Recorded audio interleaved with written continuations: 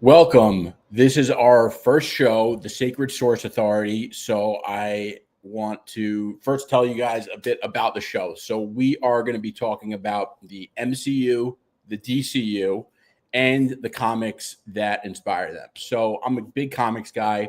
If you watched my old show that I did with a co-host, Superhero Cuts, it's going to be pretty similar. We're going to go through the news. But of course, if you know me, you know I am a comics fanatic. I'm a bit of a freak. I read everything. I read a lot of it twice. So I wanted to guide the conversation from the news based on my comic source material knowledge and, of course, my opinions and all that good stuff, too. So I got into comics and, I just loved it. I loved learning more about what was going on in the MCU based on the comics.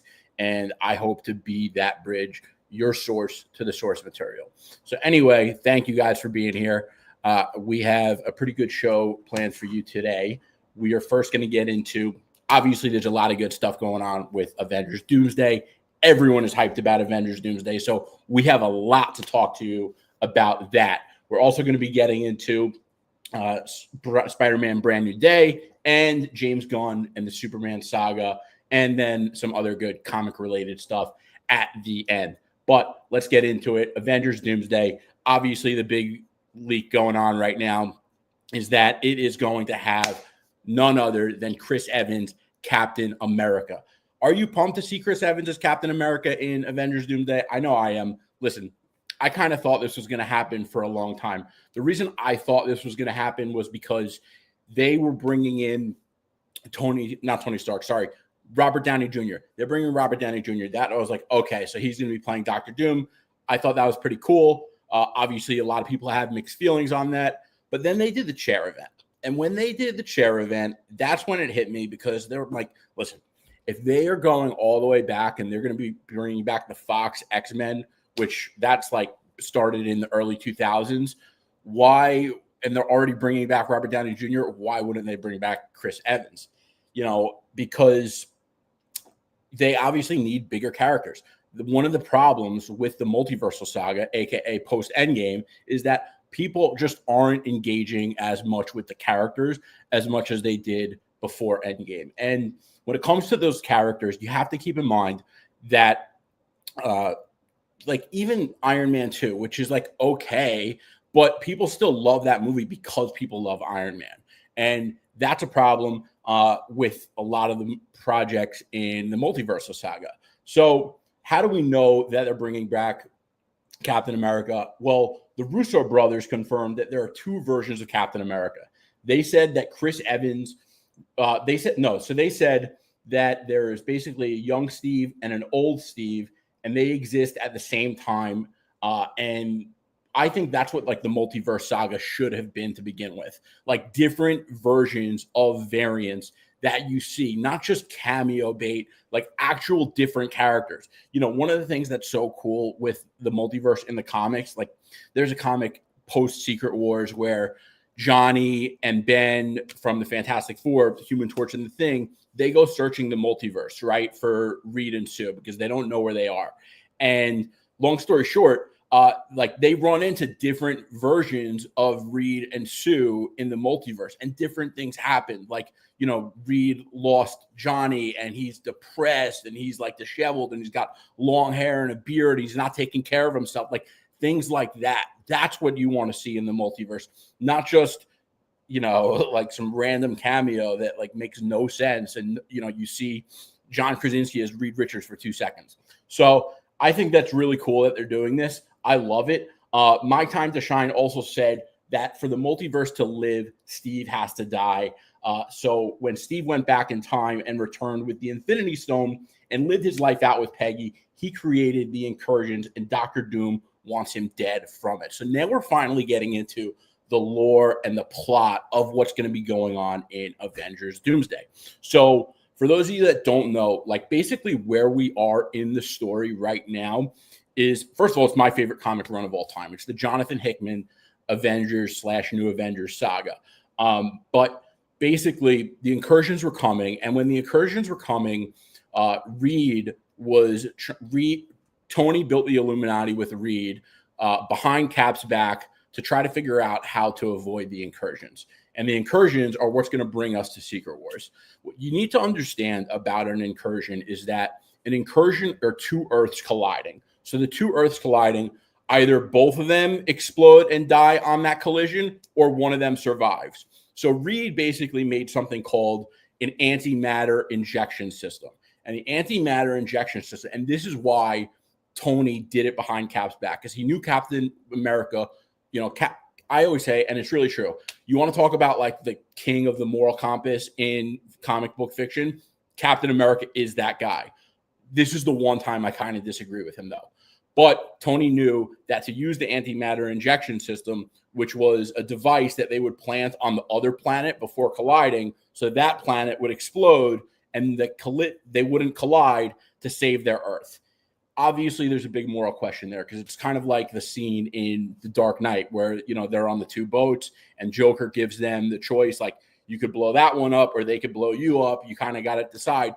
Well, Tony and the Illuminati were like, either we're all dying or some of us are living. So I'd rather us live than them live. So we're going to do this.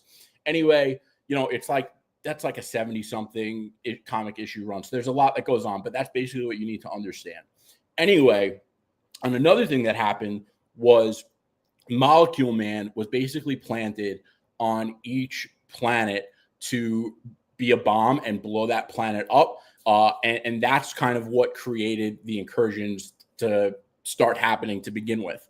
So I think there's going to be something has to replace Molecule Man's role. We're hearing that Molecule Man is not in Avengers Doomsday, which I'm going to get to that a little bit later, because that comes from Alex Perez from the Cosmic Circus. If you don't know who he is, he's obviously, he's someone that's very reputable on this kind of stuff. But basically, I do think that Avengers Doomsday is going to be about the incursions, and then Secret Wars is going to be Battle World, where Doctor Doom takes scraps of the Earths and the planets that died in the incursions, and he creates a new planet where he is like the emperor over that planet, and the kind of stuff he does is just crazy. Doctor Doom is like the ultimate character. He's the ultimate villain.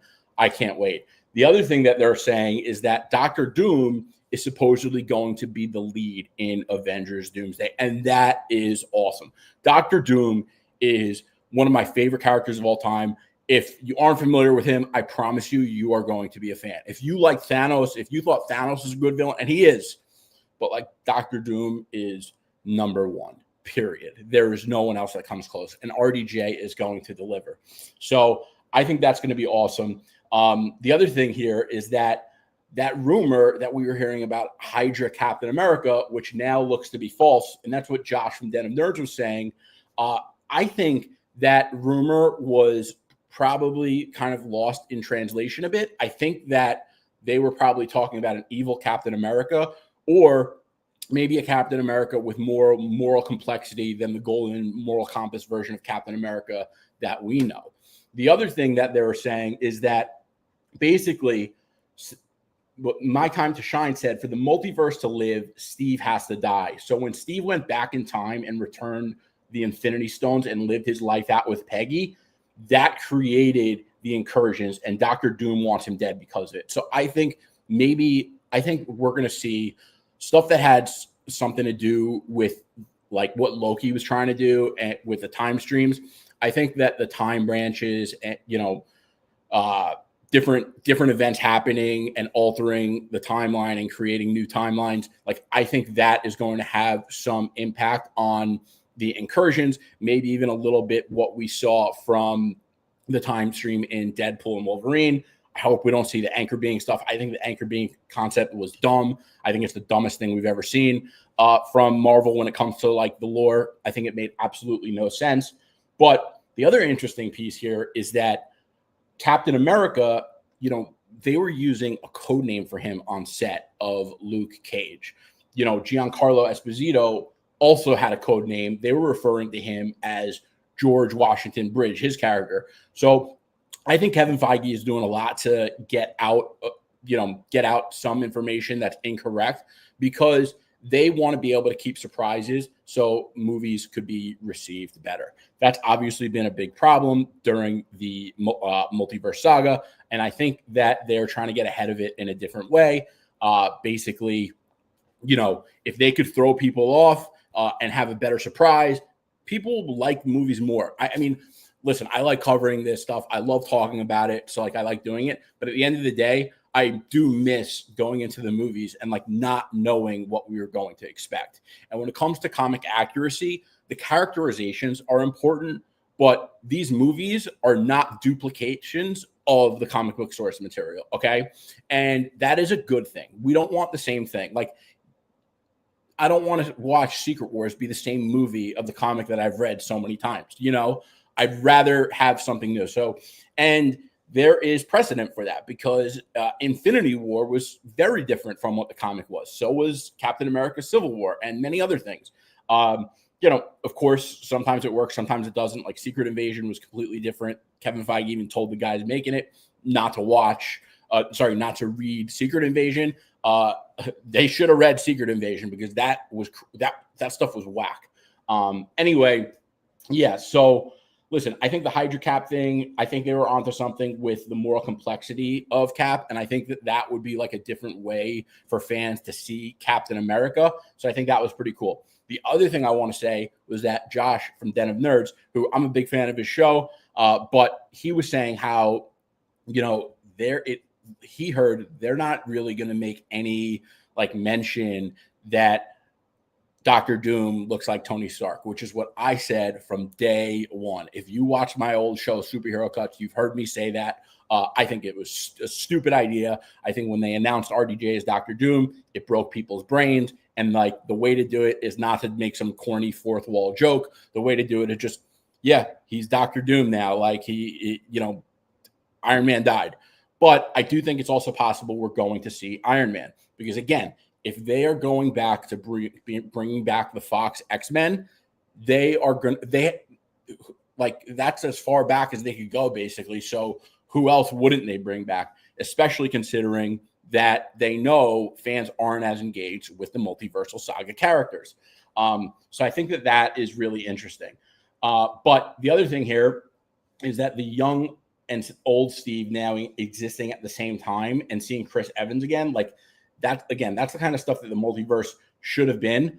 The multiverse saga should have been different versions of characters, not just cameos. I think that's really cool. So let's get to some comments here because we got my man, Hungry Almighty. So Hungry says, with the rumor of Chris Evans coming back, if true, I can see Steve Rogers being the main character of the movie because you have to always keep in mind the movie is called Avengers Doomsday. That's a great point. I would love to see, I would much rather Captain America be the main character than Monica Rambeau. And we're going to get to Monica Rambeau in a second because I don't really get scoops, but I happened to get a scoop about Monica Rambeau a while ago. And it basically was just confirmed in the Alex Perez Q&A from Cosmic Circus. So anyway, I would love to see Captain America. Obviously, there's going to have to be a hero that is the lead opposing Dr. Doom. I don't think it's I do think there's going to have to be someone. And maybe it's Captain America. Maybe it's Iron Man. That's the other thing. They're paying, and this is something I was saying on TikTok. I'm sure some people are probably biting my idea by now, but I am sure that Iron Man is going to be, I think it's very likely that Iron Man comes back because, like I said, if they're going back and they're bringing back the Fox X-Men from the early 2000s and they already have Robert Downey Jr. on set and they're paying him $100 million to come back to the MCU, I think that's total. They say it's for 2 movies, but $100 million for 2 movies is a lot of money, especially when box office support. And that's the other thing. They have to pull out the big guns right now because box office has been poor.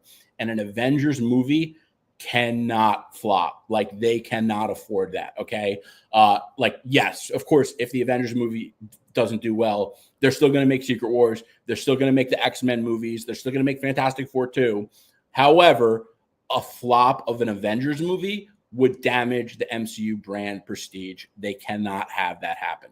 So that's the kind of thing that you got to look at things at the full picture, right? And a big part of the picture is business. Like I always say, these things are a 50-50 relationship. Art, commerce. Don't ever make the mistake that one of them is 51 and 49. So anyway, yeah, I think Chris Evans as the lead, as Captain America, would be super dope. But it sounds like that could be really interesting, especially if there's going to be the young Steve and old Steve, and him going back through, him going back and returning the stones and then staying with Peggy is what had a role in causing the incursions. Like Doctor Doom is going to be pissed. That's what we're hearing from these leaks. So Doctor Doom is going to be pissed. So it makes sense. Hungry's comment makes sense. It could 100% be Captain America v. Doom in Avengers Doomsday, and that could be the main two. But we're going to get to the teams as well. But before we do that, let's get to Hungry's other comments. So Hungry says, I like the idea of the same Steve that returned the stones coming back. I would have been so mad if it was some variant Cap from another universe. I 100% agree. Like, as much as we want some variants and different versions of characters, like if you're going to bring Captain America back, you should bring the one back that fans are connected to and has that, history with the MCU. Like, he's obviously one of the best characters of all time in the MCU. I mean, yeah, you bring that version back, and then you could bring an older version or younger version of himself and make a variant to make it more interesting. That I agree with. Hungry Almighty. But the problem is that, let's say Steve is the main character, it's going to be hard to market Avengers Doomsday without the main character front and center if you're keeping it a secret. That's a good point. And that is really interesting, because what are they going to do when they got to market this? Like, and maybe that's where they market the cameos. Like, and I don't think they're just cameos with the Fox X-Men, but we saw the kind of hype they got from just that share event and announcing the old X-Men are back, which I didn't like as much as everyone else. And, Kevin Feige said something recently that bothered me about that too. He basically said that Deadpool and Wolverine is what led him to making the decision to bring the Fox X-Men back. So when I saw X-Men and Wolverine, like, I was so disappointed. And then when I watch it at home, like, it's different. And I was talking to my boy Slav about this earlier. When I go to watch a movie in theaters, I'm like, especially nowadays, I'm like, oh, please be good. And I'm like super judgmental. But then when I watch it at home on my home theater, like, I am more in the mood set of, I just want to enjoy this and have a good time. So like when I'm watching Deadpool and Wolverine now at home, I can enjoy it and have a good time because I know what it is. And I'm not like telling myself it's supposed to be amazing and bring the MCU back. But I still don't like the Fox X-Men like cameos that were in that movie. That was so annoying. They were there for 2 seconds. They basically served no purpose to the plot. Like, those kind of cameos are irritating. Okay. And, but at the same time, I'm one person. That movie did $1.3 billion. So maybe that's what they do. Maybe they, pump up the Fox X-Men in the marketing, because they definitely are going to want to keep some big things a secret. Like, keep in mind, and it wasn't a well-kept secret, but they did not confirm that Andrew Garfield and Tobey Maguire were in Spider-Man No Way Home, even though everyone on the internet was saying it. And the actors denied it. That movie did $1.9 billion. So, like, there is some precedent to some stuff like this, Thankfully, we've been watching the MCU for a really long time. So we have a lot of precedent to look at, judge what they did to predict where they're going. Like I said, I always try to look at the full picture based on knowledge of what's happened, my comic book knowledge, and I'm not humble. I'm a pretty smart guy. Okay. So anyway, now the Alex Perez news. So there's a lot of things from this which are very interesting. So basically, Alex Perez is from the Cosmic Circus. He does Q&As. So people just ask questions and he answers them. I'm sure some of them he's like, I can't answer this one. But he answers a lot of them and gives a lot of detail. So we're going to get into that now. Basically, Alex Perez said, the way I see it, and it has been described to me, the heroes who have been the faces of phases 4, 5, and 6, primarily in the movies, will be the ones who have a bigger focus in Doomsday, but they would, or at least try to, give equal screen time and appearances. So this is really interesting because, like, when you think of the characters from phases 4, 5, and 6, like, which characters are those going to be? We don't even know if Spider-Man's going to be in this movie. We know the Fantastic Four are going to be there. And, like, I am hoping the Fantastic Four have a major role in this movie. Fantastic Four are one of my favorites. As you can see on my hat, I basically read every comic that Fantastic Four releases. I think I've read every Fantastic Four comic from, like, 1998 to now. I'm trying to fill that backlog too, but I've read a lot of Stan Lee and stuff predating that as well. Anyway, like, you know, I mean, who would you want to see from phases 4, 5, and 6 have a big role in Avengers Doomsday? Like, seriously, you know, I think a lot of that, I hope that, and he said this, but most, as long as they're more from the movies and not from the TV shows, like, okay, fine. You know, but, like, it seems like Monica Rambeau is going to have a big role here. Monica Rambeau, and this is the scoop that I got a couple months ago.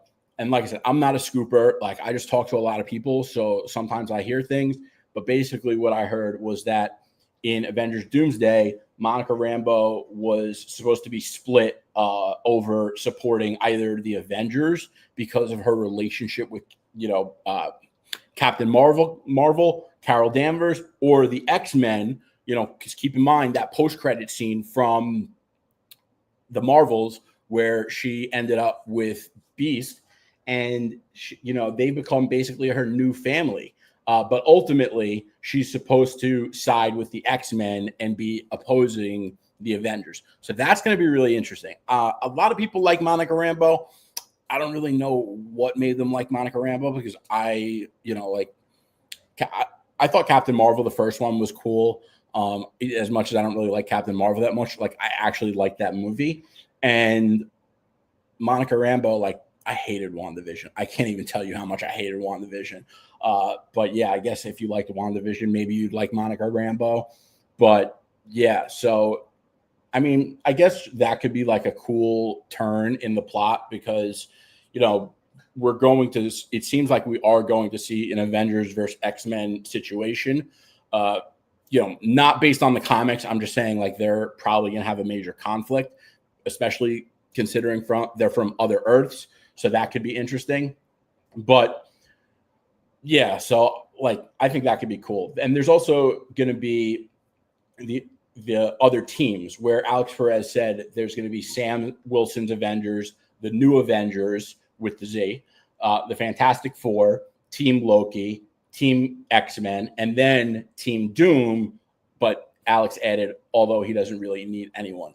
See, like, that's the kind of stuff that makes me excited because, like, it sounds like there's a cohesive plan for this large of a cast. And another thing people keep saying is like, oh, well, how could you do this movie in 2.5 hours or 3 hours or 2 hours? Because there's so many characters. Like, have you not been watching the MCU this whole time, bro? Seriously? Like, just because there's a lot of characters does not mean that each character needs a lot of time. Like, look how much time they got in Doctor Strange and Multiverse of Madness. You know what I'm saying? So I think that's kind of stupid. But anyway, Hungry said, if I were to make my best guess for the Avengers lineup, Sam Wilson, Cap, Thor, Savage Hulk, Spider-Man, Miss Marvel, Captain Marvel, Shang-Chi, probably Yelena, Sentry, Yelena, and Bucky. See, the only thing there is that, like, I think you probably got most of that right except for the end because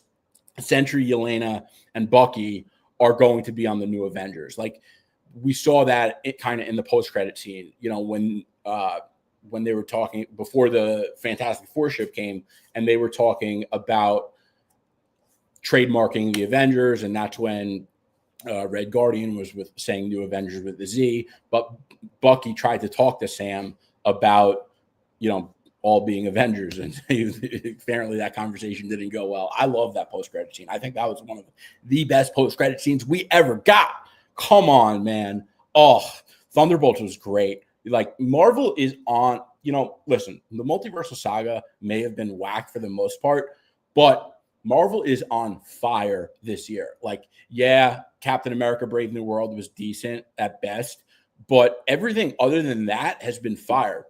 Daredevil Born Again, Thunderbolts, Fantastic Four. I know they're not performing in box office. That's kind of what happens when you put out a bunch of crap and people stop showing up. But at least like as fans, we have a lot to love. We got good stuff going on, which is what is most important going into Avengers Doomsday. So anyway, the other thing is, the only thing I could say is that the main character or hero for Avengers Doomsday will be Robert Downey Jr.'s Doctor Doom, in the same way Josh Brolin's Thanos was the main character of Avengers Infinity War. That is the kind of thing I love to hear. Doctor Doom, I can't even tell you, man. He is one of my all-time favorite characters. If you ever want Doctor Doom comic recommendations, shoot me a DM, comment, whatever. I can give you. You should read Doctor Doom stuff. He is just that guy. And let me tell you, if Doctor Doom is the only protagonist, like, that movie could work. He is that great of a character, and they have all these other teams.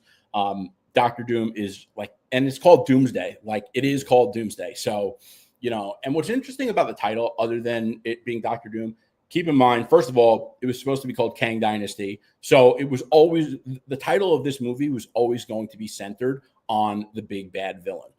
That's number one. Number two, when you read Secret Wars, in the first issue of Secret Wars, they refer to it as Doomsday. And that was the last incursion. And that was between the old Ultimates Universe 1610 and then the main Marvel Universe, which is obviously 616. But so Alex Perez also said the multiverse is still on the brink of collapse, and there's only a handful of viable Earths left. One of the Earths we're going to see is one that's completely decimated by the incursion, sort of make the heroes understand what exactly they're going up against. See, I love this kind of stuff too, because you need to establish what an incursion is and what the consequences of an incursion could be.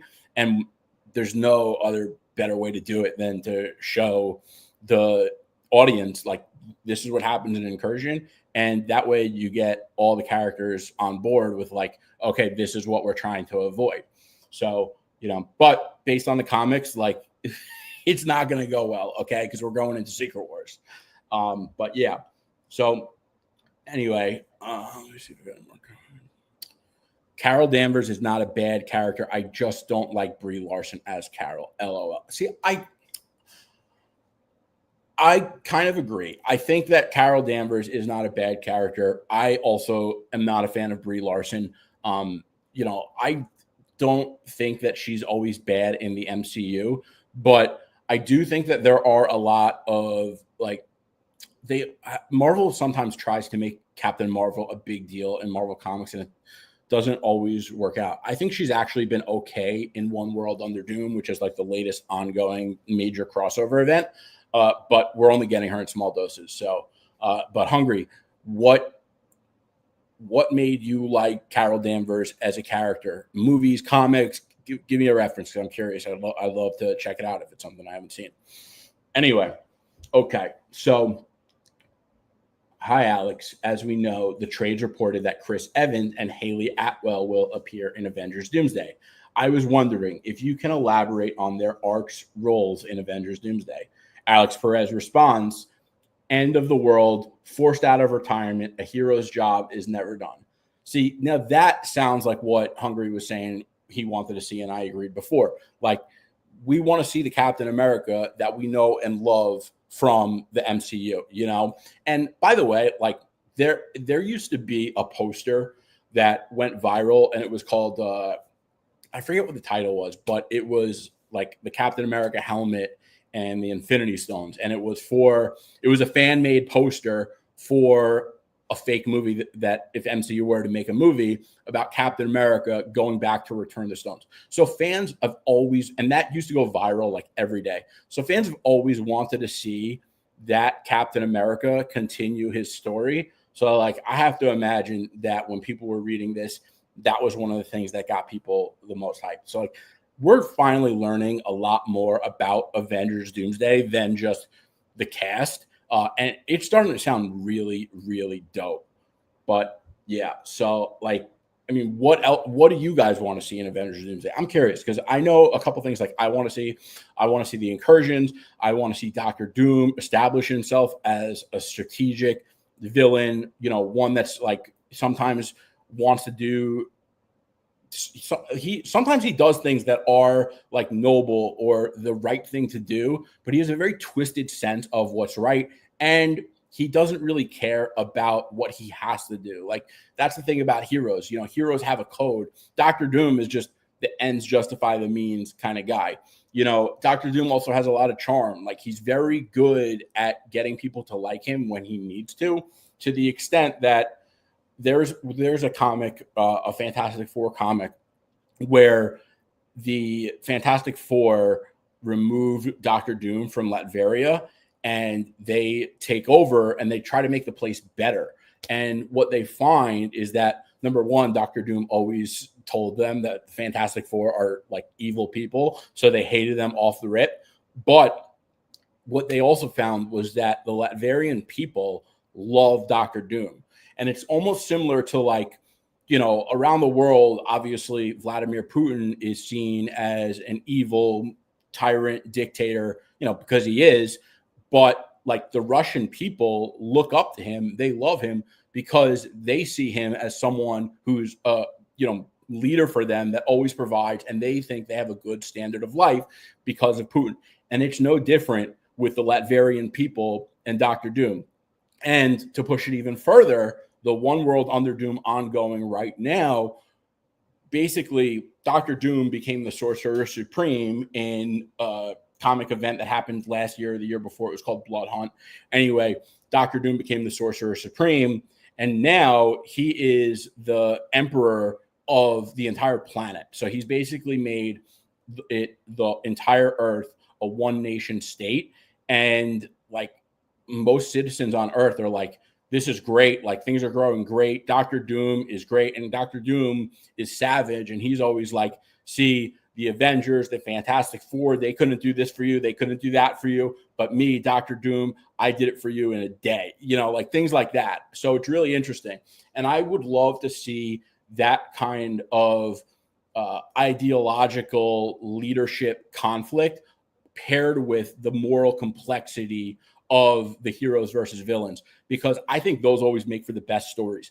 Take Civil War, take Infinity War. You know, obviously there's much more of it in the comics, but even if you just watch the movies, you're pretty familiar with those kinds of conflicts and dilemmas when it comes to ideology and moral complexity. And Doctor Doom is the perfect character for that. So yeah, I am so pumped for Doctor Doom.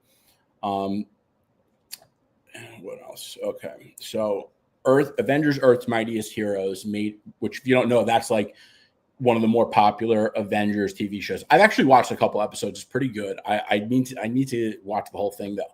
Anyway, so Hungry Almighty, Avengers Earth's Mightiest Heroes made me like Carol Danvers. She wasn't shoved down your throat, and Hulk and Thor were still the two strongest Avengers. They didn't nerf Hulk and Thor like the MCU. Okay, so yeah, now that's something I'm going to have to check out, because I would like to see a proper iteration of Captain Marvel. What I will say about the Hulk, like, it's crazy because the Hulk is so cool in the comics. And then, like, you know, when I rewatch Avengers Age of Ultron, and I'm sure this is probably most people's favorite Hulk scene, like, you know, the one after they're on the ship with Ultron, but when Tony's in the Hulkbuster and like battling the Hulk, even that, like, I'm just like, oh, this scene sucks. Just MCU Hulk is so whack. So Hungary also said Stevie won't agree with me, but easily the versions of Avengers you see in Earth's Mightiest Heroes is far greater than the MCU. Earth's Mightiest Heroes Hulk greater than MCU Hulk. Earth's Mightiest Hero Thor greater than MCU Thor. Earth's Mightiest Heroes T'Challa better than MCU. That's crazy. I will say, I do think it's easier to be like comic accurate when you're doing animation versus an actor, because an actor is like a real person and an animation is just a voiceover and a guy on the screen. So I think people always praise the animation comic accuracy, but I think that it is easier to do it. And I also think that at the time, like when the MCU started, uh, people didn't want to see Hulk as much as other characters. And I think it was really cool what they did with like Iron Man, Thor, and Captain America, and how they didn't start out with Spider-Man or the Fantastic Four, and they made these characters that were like B or C-list characters, A-list characters. So I appreciate that. What was the next thing? Okay. So, okay. So now Alex Perez said that the costume department is really bringing it with some of these looks. The X-Men look like a blend between Astonishing X-Men and X-Men 97. First of all, Astonishing X-Men, if you want a comic recommendation from me on X-Men, this is a comic that was really cool. It's actually by Joss Whedon. So Joss was the guy who directed the first two Avengers movies, and he did direct the Justice League, the one that everyone hated, not the Snyder cut. He came in to finish the job for Zack Snyder when Zack Snyder's daughter tragically committed suicide, RIP. But yeah, Joss Whedon did write Astonishing X-Men, and it's a really cool comic book. It was from the mid-2000s. It had a lot to do with they were trying to make a cure for mutant kind to, make mutants not a thing anymore. And, you know how that goes. That's obviously a very common X-Men trope, but it was really dope. It was very cinematic. Let's see. I think I had a picture of the Astonishing X-Men. No, I don't. Oh, here it is. Yeah, I do. Okay. So this is what the Astonishing X-Men costumes look like. Obviously, comic accurate. They are in a comic, but they are very much your classic X-Men costumes, but with a modern 2000s flair, which I think that paired with the X-Men 97 costume, they're going to deliver on costumes. And by the way, we are going through a trend right now, okay? Because we are starting to get comic accurate costumes a lot. That is kind of the thing. And I think that the MCU, the DCU, James Gunn, Kevin Feige, they are very much aware of the social commentary online, on social media, with fans demanding comic accuracy in all sorts of regards. And what's the easiest one to do? The costumes. We're getting it with Spider-Man. We basically got it with, I don't know about Daredevil, but, we're getting it with a lot of characters. We're getting it with Spider-Man. We're going to get it with the X-Men. And, yeah, I think it's going to be great. And, the Fox X-Men, like, I like those costumes. And just because a costume isn't comic accurate doesn't make it bad. But I always thought those costumes were cool. I like the tactical looking stuff. I think Wolverine looks pretty cool here. But let's call a spade. That Wolverine costume from Deadpool and Wolverine was fire. Everyone loved it. And then they did the montage with the John Byrne one. Oof, beautiful. So, yeah, I'll put the Astonishing one back, though, because I'm sure people want to look at that for a little bit.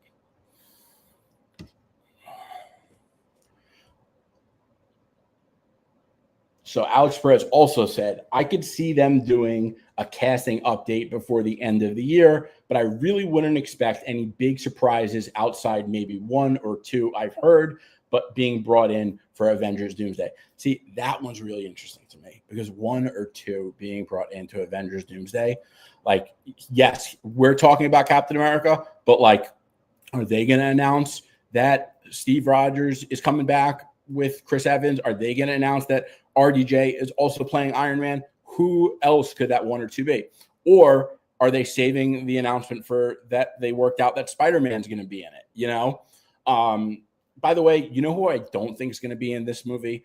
And this might be a tough one to hear, but I think it's true, is that Slav, what's up, my man? Thank you for joining. Thank you for the support. If you guys don't know my boy Slav, you should check out his channel too, because he absolutely crushes it. He is a DC fanatic. He knows his comic stuff way more than he lets on. Big Star Wars guy, but he's got a great show. Anyway, so yeah, what I was saying. So it could also be Spider-Man, but the one thing that's going to be tough for a lot of people to hear is that I don't think Daredevil is going to be in these movies. I really don't.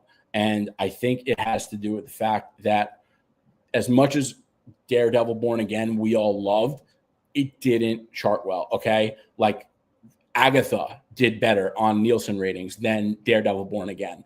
And I think that Marvel listen, I still think they believe in Daredevil, and they're going to obviously doing Born Again season 2, but I think they are probably thinking, wow, the fans didn't show up for Daredevil the way we thought they would. We probably, maybe we don't need him in Avengers Doomsday. Listen, Daredevil is one of my all-time favorite characters. I want to see him there, even though he's like a street level character. I love Daredevil. I want to see him there. It's funny. I was talking with the guy that runs the comic shop that I go to, and I said to him, when I started reading comics, I read everything Batman first. Like, Batman was my favorite character, and he still is. But I've come to the point where I'm starting to think that Spider-Man is not just the best managed character. I think he's the best written character. It's because I've also said in the past, though, that Daredevil has consistently the most quality comics. And that's basically what he said to me. He was like, I think Daredevil's the best written character. He's just so complex. And like, there's only been like one bad Daredevil run ever since Frank Miller came on. And that's one thing that's really cool about comics and comic book movies, though, is that there's always the opportunity for some creator to come along and completely reinvent a character. Okay. Daredevil was completely reinvented by Frank Miller. The comic books were not selling, and Marvel basically found this kid, Frank Miller, and they were like, do whatever the hell you want. And he changed Daredevil forever. Obviously, Daredevil Born Again was his creation. And he also basically did that with Batman. I'm not saying Batman comics weren't selling at the time, but the Batman we know today is not the Batman from before Frank Miller. Okay. The Dark Knight Returns completely changed Batman, and Extremis and the Iron Man movie completely changed Iron Man. So there's always the opportunity for that to happen. I think it's much less probable today in 2025 than it was in the late 80s and even mid 2000s, but it's still possible. Okay, so Hungry says, similar to the Toby and Andrew in No Way Home, I hope her Fox X-Men in Doomsday is the same Fox X-Men we have seen since 2000 X-Men. I agree. I like, why? Are you saying versus like not the first class X-Men? I would like to see some of the first class X-Men. Like, I think it would be cool to get Fassbender, Magneto, but I do think that they are going to be going with the older X-Men.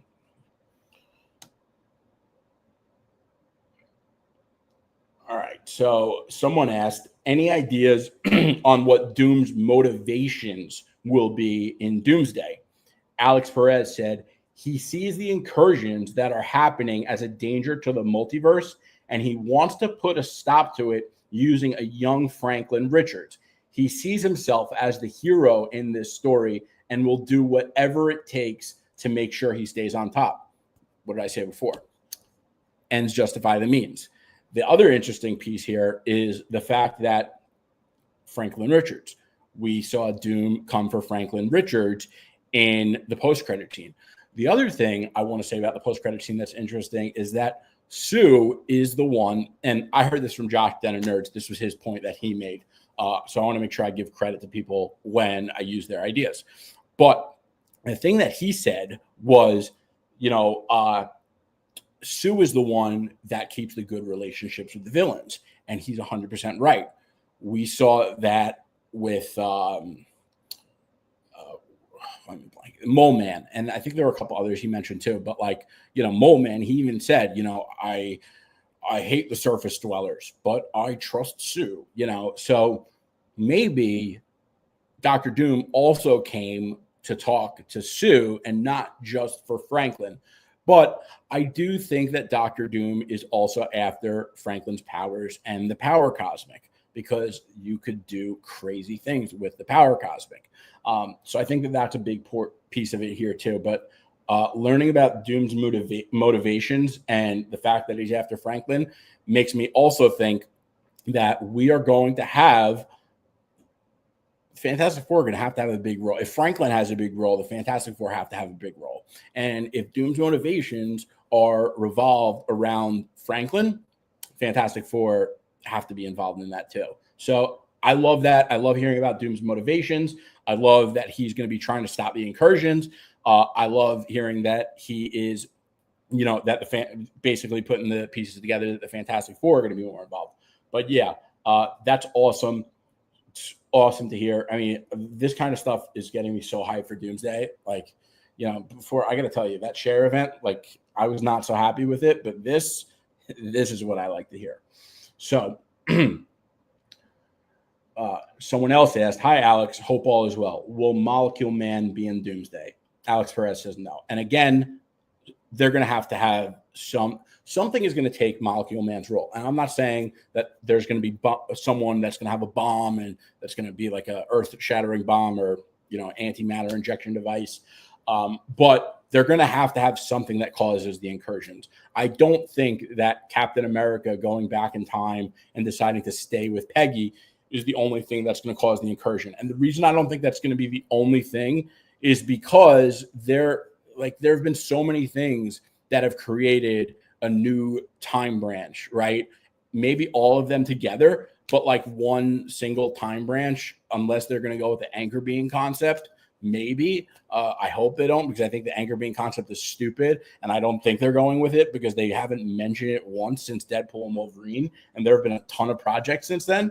But yeah, Hungry, the anchor beings were essentially the Molecule Man, like basically, but they should have just, if they're going to do it, like use Molecule Man. The anchor being concept is stupid. Okay. And the other thing about the anchor being concept that I hated is like, oh, so the anchor being is always going to be a superhero or supervillain that we know.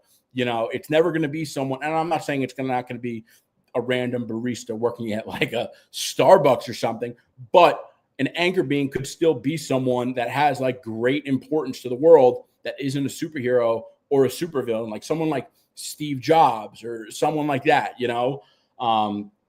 but of course, no, the anchor being concept could only be, and like that's where it falls apart for me. It makes absolutely no sense. And I don't like the excuse that's going on lately on social media, like, oh, well, it's fiction. Hope this helps. Like, yeah, it's all fiction, but like we love it because it still makes sense. That's what the lore is for. It's just stupid. It's an intellectually inferior argument. Okay. All right. So what was the next thing? Will the Library of Worlds be seen in Doomsday or Secret Wars? Alex Perez. There was a concept for it. Not entirely sure if it will come to pass, though. Okay. I'm not that worried about that. But Library of Worlds is pretty cool in the comics, too. There's a picture of it if you're interested. The next question was, can you list these characters based on the size of their roles in Doomsday? Magneto, Cyclops, Thor, and Monica Rambeau. Out of all four, Monica's got the bigger role story-wise, but Thor would show up more, if that makes sense. Now, not only does that align with the scoop that I got, my like one and only scoop, but it also aligns with what I said. Like, she might have an important piece to the plot, but that doesn't mean her presence in the movie is going to be large. That doesn't mean that she's going to have a lot of screen time, which is a W, okay? Monica Rambeau should not be one of the main characters of the movie, okay? Slav, anchor being idea would have been cool if they did more with it. And that's a fair point. Maybe if they evolved it more and like did something more, maybe I would think differently of it, or maybe it could have been cool. But it does seem like they definitely abandoned it because it's weird if they were going to use it, and we haven't seen it since Deadpool and Wolverine. And we do know they have been abandoning storyline through the multiversal saga because the whole thing was supposed to be on Kang, and Kang got fired. Okay, so yeah. All right. So anyway, the other thing I wanted to say, like, and here's the other thing. So the Beyonders, hold on, I got a picture I want to give you. This is the Beyonder next to the Doctor Doom mask. The Beyonders basically engineered Molecule Man so that every version of him across the multiverse was a hidden bomb set to destroy its reality when killed. Dr. Doom, with Molecule Man's help, began killing these counterparts to trigger chain reaction universe collapses, accelerating the incursions. This destruction destabilized the multiverse, leading directly to the events of Secret Wars. By the way, you know who really won from the incursions? Was Dr. Doom. Spoiler alert, he doesn't win at the end of Secret Wars, obviously. But like when you see what he made the planet look like in Secret Wars, it was crazy. And that's what some of those leaked photos basically were a couple months ago. But Dr. Doom, he's savage, man. He convinced Sue, Franklin, Valeria that they were his family and they were his kids. Doctor Strange was his bishop, his right-hand man. It was wild. Like, I promise you, if you want to understand why comics are so great, read the Jonathan Hickman saga and then read Secret Wars, which is basically the Swan Saga ending. Jonathan Hickman is the greatest comic writer of all time. It's not even debatable. I know a lot of people are trying to say Denny's Camp is up there. Listen, I like Dennis. He's a great writer. He's not Jonathan Hickman. All right, so Slav said, the Beyonder. Who will they cast as the Beyonder? So Alex Perez actually said that the Beyonder's not going to be. Oh, no, he didn't say that about the Beyonder. He said that about Molecule Man. So who will they cast? That's a good question. A lot of people were saying they should cast Robert Pattinson, which obviously that's not going to happen. But even if he wasn't Batman, the guy's got way too much going on in his scheduling. But that's an interesting question. Who would you guys want to see as the Beyonder? I don't know. Henry Cavill. I think Henry Cavill would make a great Beyonder. He kind of looks like him. And like that's the kind of role I think that would actually help evolve Henry Cavill. I think Henry Cavill needs to do a comic book movie role right now that's like completely different, not a hero, like a weird villain like the Beyonder. That would actually be really cool for his career. It is kind of funny, but yeah, I actually agree. I think it would be really good for his career. I think he would crush it as the Beyonder too. If Tony comes back, how do you think they will do it? Lazy route of variant or a more creative route by somehow bringing back the same Tony we've seen in the MCU? I think it's going to be a variant. I think it's going to be a variant because, and I hope I'm wrong. Like, I hope if they do bring back Tony Stark, they do make it somehow creative. Like, listen, like I said, I'm not humble. I'm a pretty smart guy, but I know what I'm good at. I know what I'm not. And there are a lot of like podcasters who think that they write movies. I don't think I write movies. I don't think I write comics. I understand that the people at Marvel are the best creators in the business. So when I think of something like this, and I think of what the more creative route by somehow bringing back the same Tony we've seen in the MCU, I think like when I think of what I can make work for that, I think it would be whacked. But then when I think of like creators like Jonathan Hickman, I think he can make that be cool. So I hope that makes sense. Okay. But like, I'm just tired of the low hanging fruit, the easy way of the multiverse. It's like, yeah, it's a multiversal saga, but like make it cool, you know, don't just let that be a cop out. Like I'm not, listen, I'm a Marvel fan, but I'm a fan because I love things. And I also am a fan because I have opinions. I don't like everything. I'm not going to shift my opinion to support whatever the hell Marvel decides to do.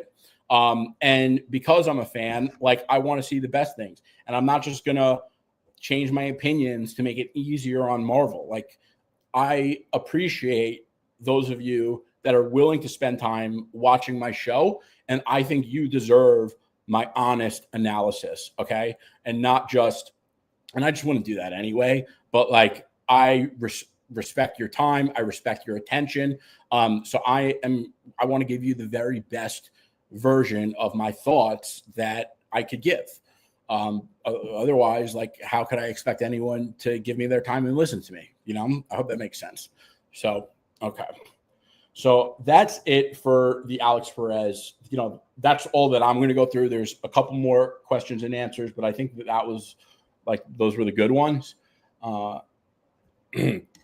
And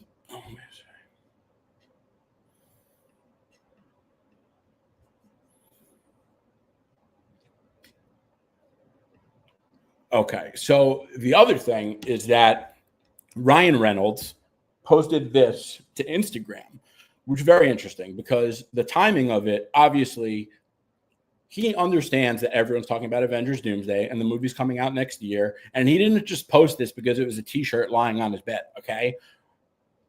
he works with Kevin Feige. He knows that if he posted this and Kevin Feige, like, he wouldn't do that and piss Kevin Feige off. He's 100% posting this because he's going to be in Avengers Doomsday. And Kevin Feige 100% agreed to let him post this. So I think it's 100% that what's his name is going to be in Avengers Doomsday, Ryan Reynolds as Deadpool, which is interesting. Like, do fans want to see Deadpool in Avengers Doomsday? A lot of fans love Deadpool. I like Deadpool. I think Deadpool's a great character. I like all three of the Deadpool movies. I think Deadpool and Wolverine is wildly overrated. It's crazy to me that some people consider that they're the best MCU movie of all time, which is like absolutely wild. But I like him as a character. I like all three of his Deadpool movies. Do fans want to see him in Avengers Doomsday? It's going to be interesting. There's obviously going to be a lot of other mutants. And but his personality and his presence changes the kind of scenes that, like, he's not a character that doesn't leave an impact and change the vibe on a scene. You know what I mean? So I'm curious if fans want to see Deadpool in Avengers Doomsday. I feel like a lot of fans will probably say, yeah. But I don't know if it's the best idea. I really don't. I'm sure they'll make it work or whatever. But I would rather Deadpool not be in this movie, to be, like, harsh or whatever. I don't care. Like I said, I'm going to tell you what I think always.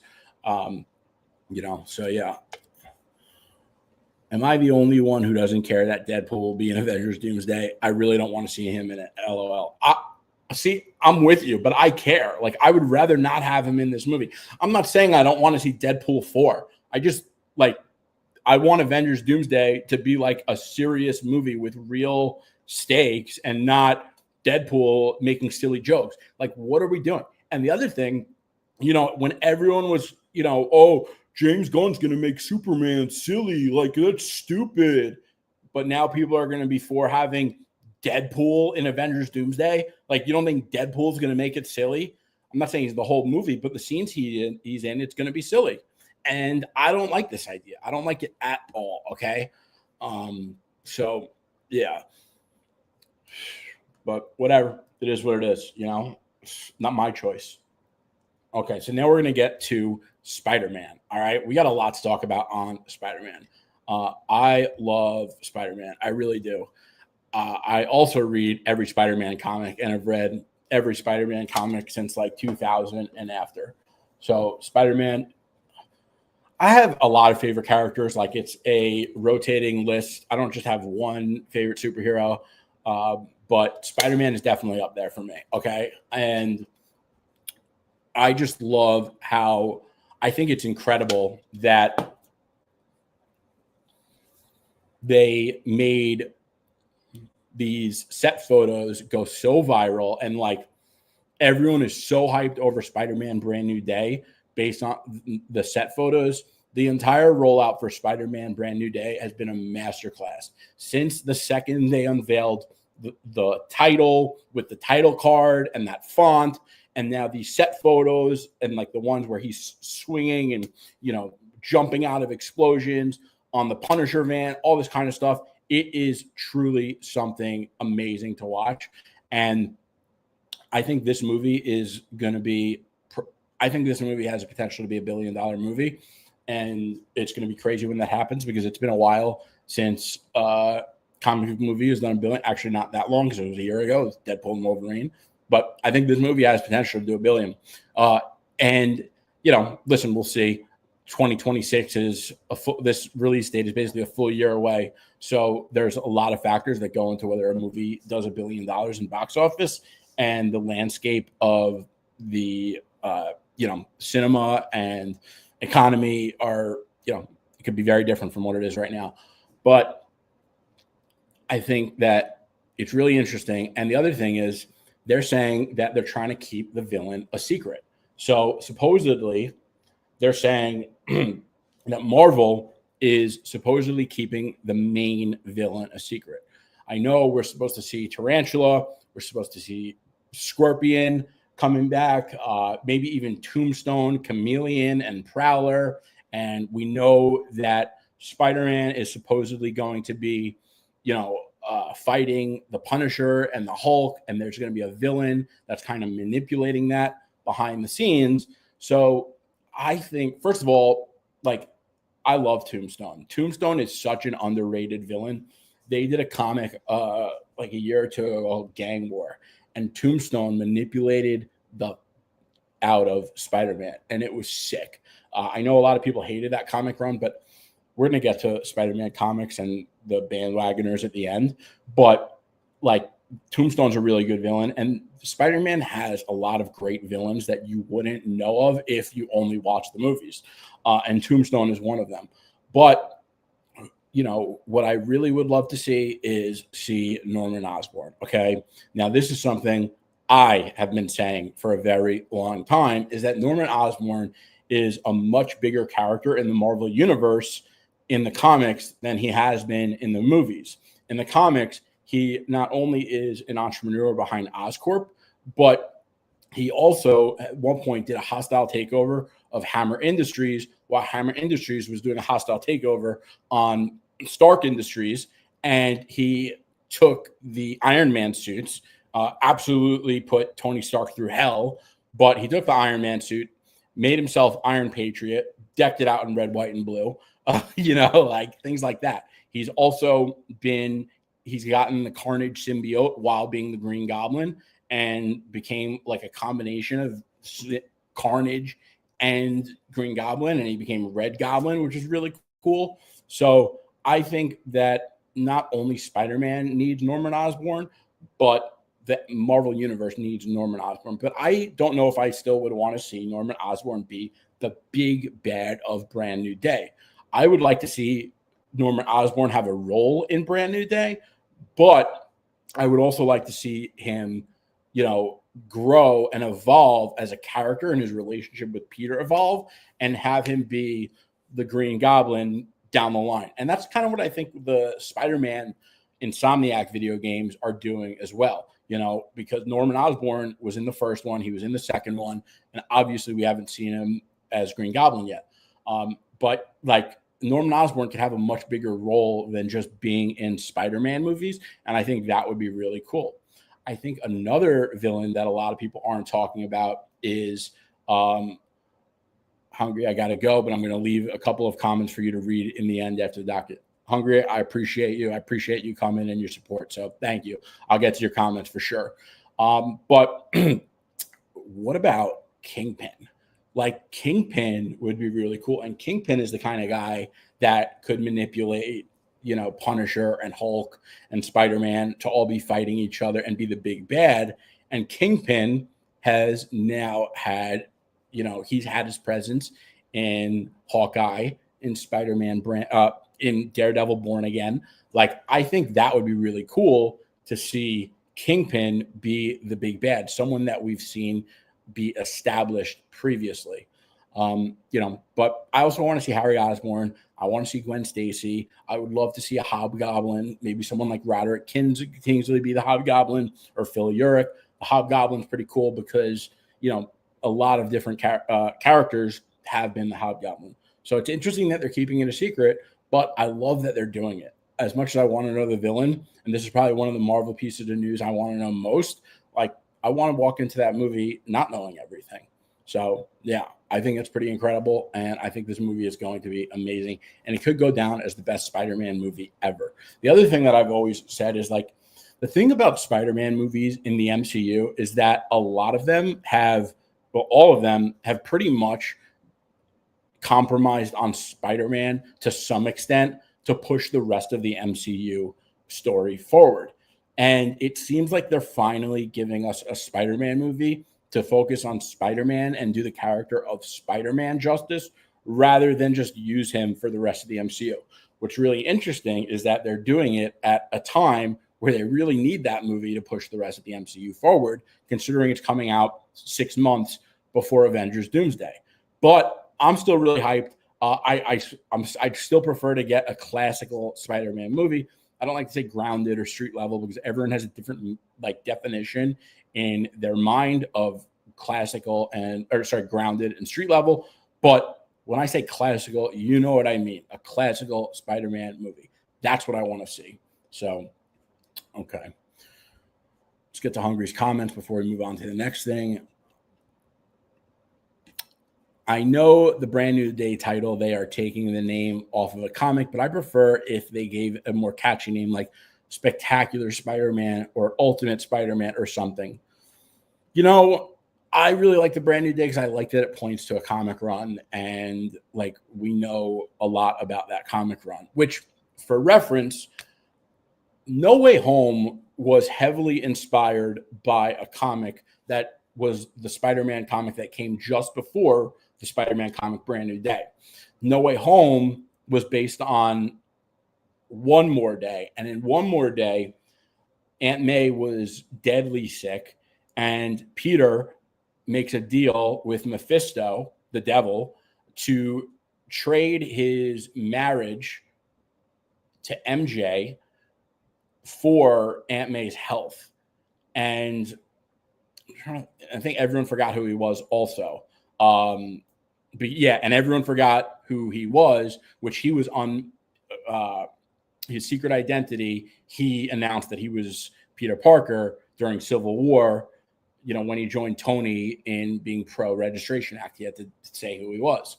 So in Brand New Day, you know, Brand New Day was like return to form for Spider-Man. He had a job. He was poor. You know, he was hanging out with Harry again, things like that. So I think it's the perfect title for this movie, considering No Way Home just came before it and where Spider-Man is. So I actually really like this title, but I would like to see them do Spectacular or Ultimate Spider-Man in some form. That would be really cool. Okay. All right, we're going to get to these when we get into DC. So, all right. James Gunn, Superman Saga. Let's get into it.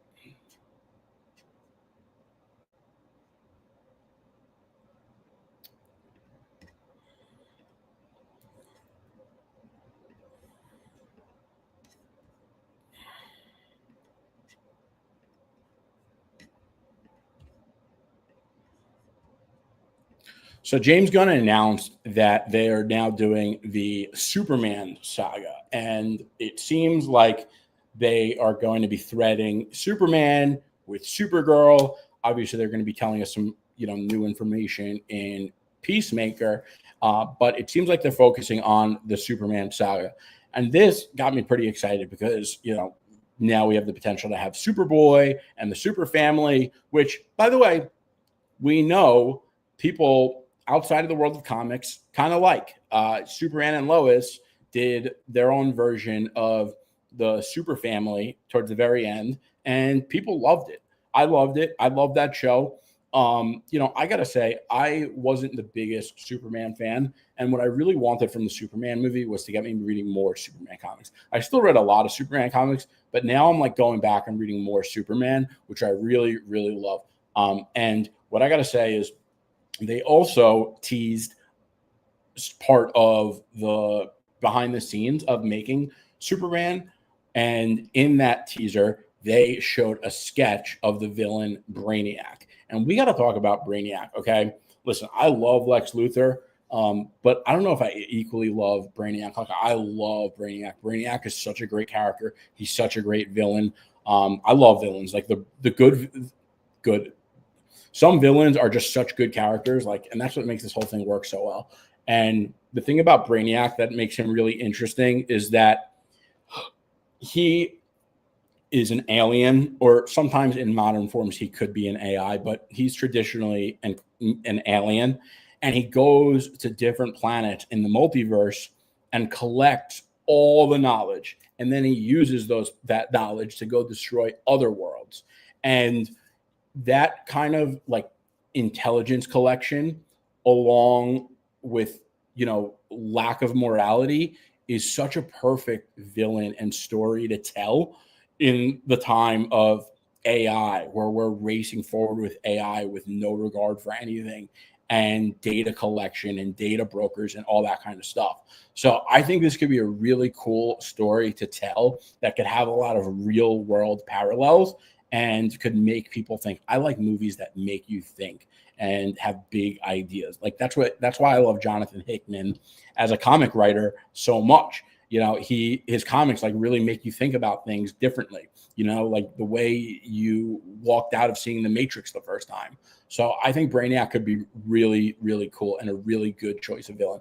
And I got to say, James Gunn seems to be making a lot of good choices when it comes to the villains. The way he did Lex Luthor was absolutely perfect. Now, I don't know if he is going to be directing everything. I don't think he should. But obviously, he's the one steering the ship. And I think he's making a lot of really, really good choices. And even some people who don't like James Gunn and don't like James Gunn's style are starting to say so. Obviously not the Snyder Cult. They're never going to give James Gunn credit for anything.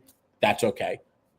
The DCU is going to be fine with or without them. So I'm super pumped about this. Like, give me Brainiac. Hell yeah. That would be awesome. So, yeah. Okay. So Hungry said, also, with the dynamic duo animated movie confirming Jason Todd, are you okay with 3 Robins? Nightwing, Red Hood, and Damian in the DCU? Because I've spoken to him about this, but I don't really like having, I just want to see Batman established with maybe 1 Robin, maybe 2, because they're going to do dynamic duo. Like, I don't need every character to have their own family. I don't want the Super family, the Bat family, and then Arrow and the Arrow family. Like, we don't need all that. And then, I want all the Lanterns, fine. But the problem is a lot of these characters, I think, like Batman props them up, and just let Batman be Batman. Have 1 or 2 Robins. But I still like the idea of the dynamic duo, the animated movie. I think that's going to be a sick movie, so I'm still pumped for it. But I just, when Batman's fighting the big bad and the Brave and the Bold, I don't want it to be Batman and more than 1 Robin. You know what I mean? So, yeah, but we'll see. We'll see what happens.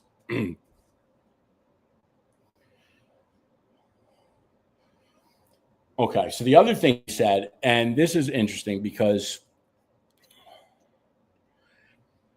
James Gunn was a lot of people have an issue with James Gunn and the DCU releasing Superman. It releases on digital and I think 4K DVD tomorrow, which, that would be Friday, August 15th. Today's August 14th. Now, listen, a lot of people are complaining and they're like, oh, the movie needs to make more money. They shouldn't release it. That's stupid. What the hell? Listen, we all want comic movies to perform in box office, right? We all want the brands to thrive, so we could get the best of the best and we could see our heroes perform, but we're also fans. I want to watch this at home on my home theater, so I'm so pumped that it's coming out early. And I think that the business model is going through changes because of things are changing. Movies aren't making as much money in box office. And you could say, oh, well, it's because of streaming, but what came first, the chicken or the egg? So, listen, I think it's a good thing. And James Gunn, he said this, well, it's very complicated, but the truth is it is because of Peacemaker. I originally thought Peacemaker was going to be coming out next month. There was a lot of things that are beyond our control, so that Peacemaker is coming out now. And at the end of the day, I wanted everyone to be able to see Superman that wanted to, even those people who couldn't get to a theater before Peacemaker. And that's really the reason for it. And that makes a lot of sense, okay? Superman hit the benchmark where they wanted it to clear, and they want to make sure that the DCU thrives. And they're more concerned with the success of the DCU than a single project like Superman. So they want it to be cohesive, and they want people to be able to experience Peacemaker as the second big installment in the DCU. And in order to do that, they're releasing Superman on digital so you could watch it at home before you watch the first episode of Peacemaker. So I think that actually makes a lot of sense. And I think that, listen, James Gunn is brilliant. He's a creator. The one thing that the DCU isn't, is it that it's not just the DC version of the MCU, right? In order for the DCU to thrive, people can't just think it's like the DC knockoff of the MCU. And in order to do that, he's going to have to innovate and do things, in a fresh way that feel new in order for the DCU to really thrive. And that's what he's doing. So I'm pumped for this. I'm pumped for the DCU. I love that it's here. They came out strong with Superman, obviously Creature Commandos, but like we all know, Superman's the first real project. And I think that's awesome. So, yeah. Okay. Now, I want to talk a bit about Spider-Man comic accuracy and different eras, because a lot of people are saying, that everyone's talking about who their favorite Spider-Man is, whether it's Andrew, Toby, or Tom. And I'm not always a favorites guy, okay? I don't always have a favorite. Like, Toby will always be special to me because I grew up on that. I like Andrew because I thought those movies were great. And I like Tom Holland. But when I watch the Sam Raimi Spider-Man movies, like I get the vibe of J. Michael Straczynski's Amazing Spider-Man run. And then when I watch Tom Holland Spider-Man movies, the MCU, I get the vibe of Dan Slott Spider-Man. And I think they're both comic accurate in their own way. It's not like a one-to-one thing. Not every comic is the same.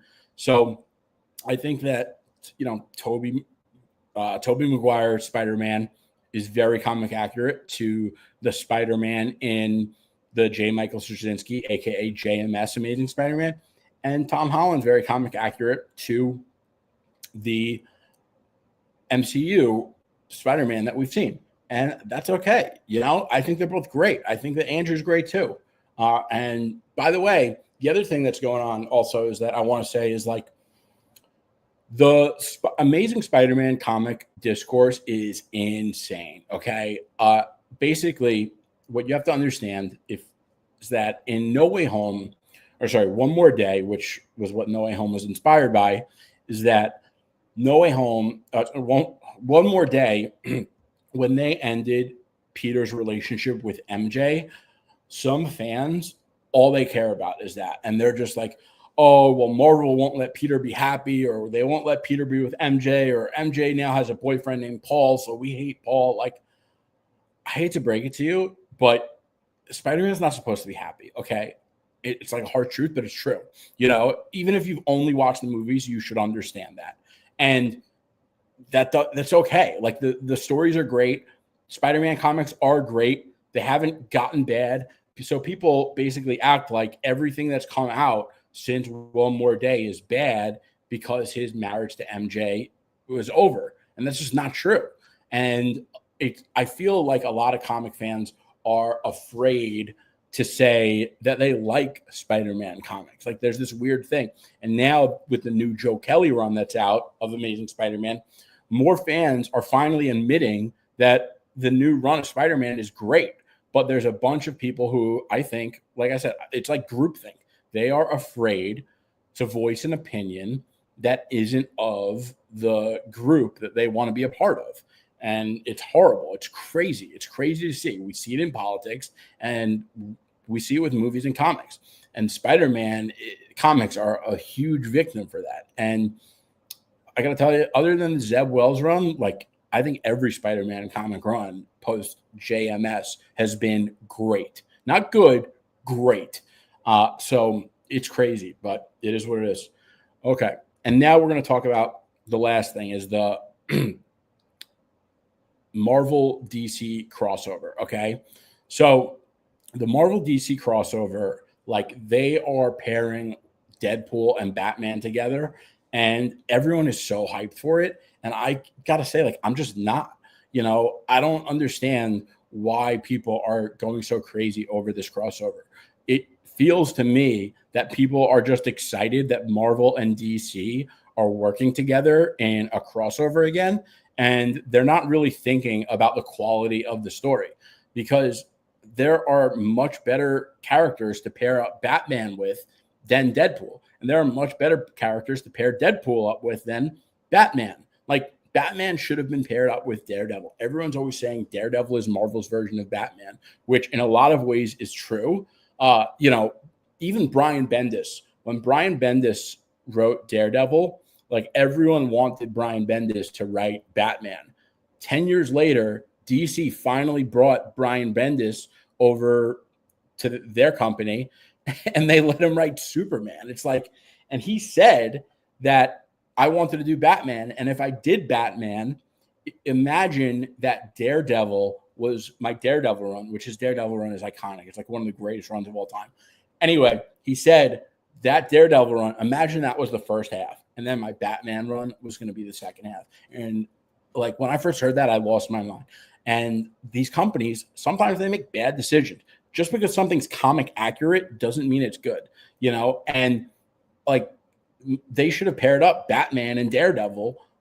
And I think then there would have been a reason to be excited. But I think people are just excited that Marvel and DC are working together, not for the actual story. Because if you actually think about it, Batman and Deadpool together, like, they're just two characters. Like, what if Deadpool was a DC character? Would you be excited for the story then? Because at the end of the day, you're excited about it for the label, not for the actual story. Because I promise you, if Deadpool was a DC character and they were doing a Batman and Deadpool comic book, you wouldn't be going crazy over for it. All right. So it is what it is. But anyway, that's it for tonight, guys. Thank you for joining. Thank you for your support. I really appreciate it. Don't forget to hit that like and subscribe button, and we will see you here next week. I am going to be doing this twice a week, every week. And I'm going to be announcing the time probably soon. I'll say soon, but I'm keeping that under wraps for now, but I will give you advance notice. So peace. Thanks again for joining.